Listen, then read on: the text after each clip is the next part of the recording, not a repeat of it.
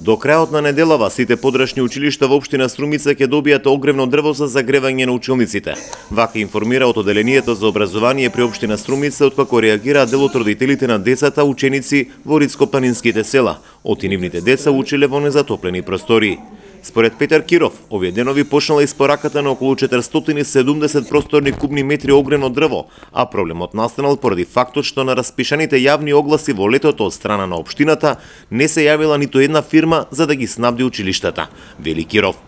Постапката додека траеше јавната набавка, ниту едно јавно предпријатие за стопанисување со огревни дрва не конкурираше на оваа јавна набавка и по истекот се соочивме со повторни барања од Агенцијата за јавни набавки, за согласност, за објавување на повторна јавна набавка, а за сето тоа е потребно време законски да се спроведат.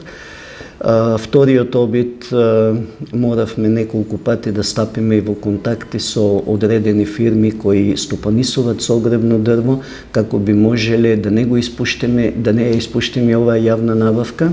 Договорот е склучен на 6.10.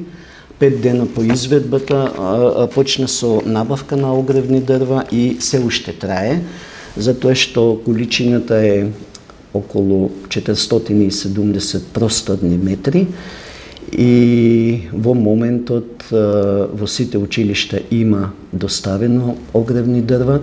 Се надевам дека до крајот на оваа седмица, до крајот на неделата, целата количина ќе биде испорачена, со што и ќе го заокружиме и ќе го затвориме проблемот околу затоплувањето на сите училишта кои се наоѓаат на територијата на општина Струмица. Инаку во општина Струмица сите образовни институции во градот се греат на газ, додека централните основни училишта по населените места се греат на нафта.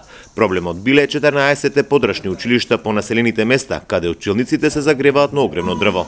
Во меѓувреме, како што тврди Киров, наставно образовниот процес течел без проблеми, бидејќи училниците се загревале со залихи на дрва од минатата година или пак на електрични греалки.